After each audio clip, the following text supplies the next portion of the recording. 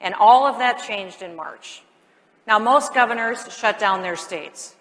What followed was record unemployment, businesses closed, most schools were shuttered, and communities suffered. And the U.S. economy came to an immediate halt. Now, let me be clear. COVID didn't crush the economy. Government crushed the economy.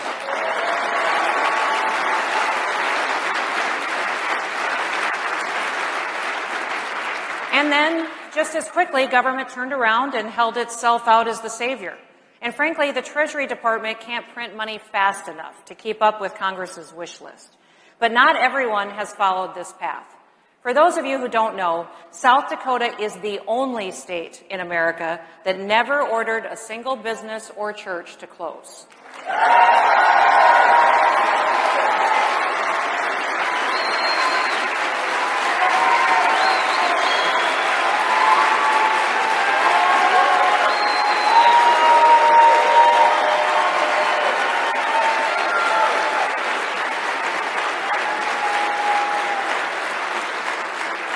We never instituted a shelter-in-place order.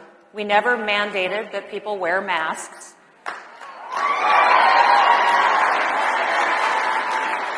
We never even defined what an essential business is, because I don't believe that governors have the authority to tell you that your business isn't essential.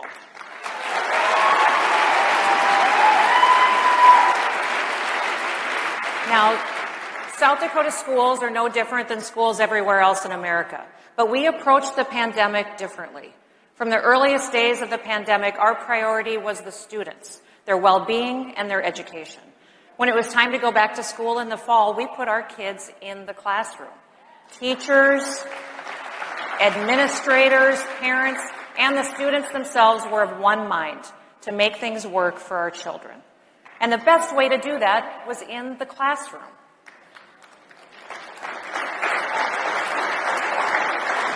Now, in South Dakota, I provided all of the information that we had to our people, and then I trusted them to make the best decisions for themselves, for their families, and in turn, their communities. We never focused on the case numbers. Instead, we kept our eye on hospital capacity. Now, Dr. Fauci, he told me that on my worst day, I'd have 10,000 patients in the hospital. On our worst day, we had a little over 600. Now,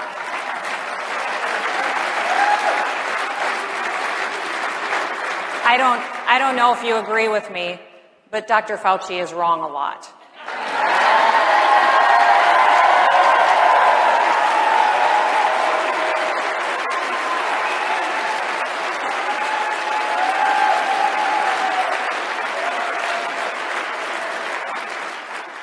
Even in a pandemic, public health policy needs to take into account people's economic and social well-being. Daily needs still need to be met. People need to keep a roof over their heads. They need to feed their families. And they still need purpose. They need their dignity. Now, my administration resisted the call for virus control at the expense of everything else. We looked at the science, the data, and the facts, and then we took a balanced approach. Truthfully, I never thought that the decisions that I was making were going to be unique. I thought that there would be more who would follow basic conservative principles, but I guess I was wrong. Ask yourself this question: how far will people go to enforce mask mandates? Once you start lockdowns, how long can you sustain them? In South Dakota, we had some cases in March and April, but the virus didn't really hit the Midwest until late fall. Should we have kept people in their homes from March onward? Of course not. You know, it's important to ask these questions. We have to show people how arbitrary these restrictions are, and the coercion, the force, and the anti-liberty steps that governments take to enforce them. Often, the enforcement isn't based on facts. Justifying these mitigation efforts has been anything but scientific. Now, many in the media, they criticized South Dakota's approach.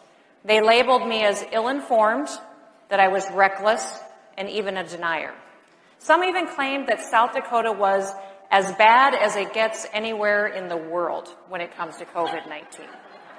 That is a lie. The media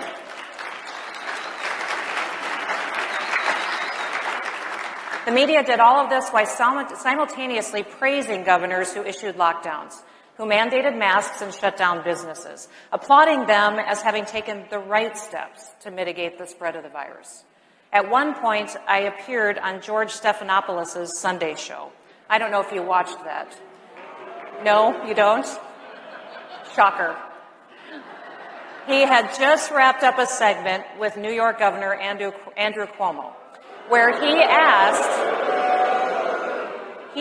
Cuomo to give me some advice on how to deal with COVID.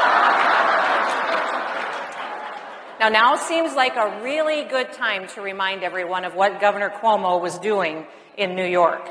On March 25th, Cuomo ordered COVID patients into nursing homes, and he prohibited the staff from testing people before admitting them.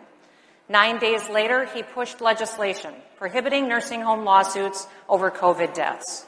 6 days after that, he prohibited nursing homes from sending COVID patients to the nearby naval hospital ship or the field hospital, both of which were essentially empty.